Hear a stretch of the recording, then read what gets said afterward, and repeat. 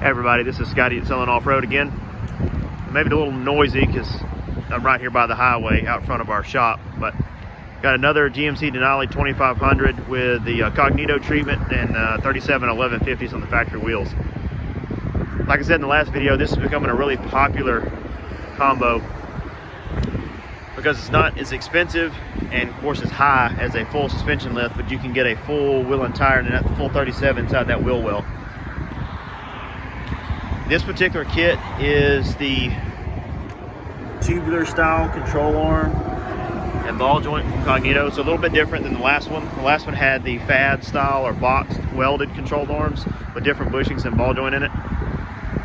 This particular kit uses a shock spacer or shock extension to retain the factory shocks instead of changing the shocks to like a Fox or an Elka or a King.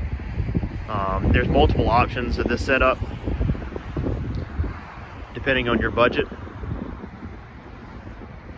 Love the way these things turn out though. Get a side profile here.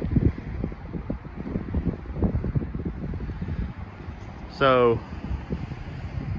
GM 2500, Chevrolet 2500 HDs, full drive, Cognito leveling kits.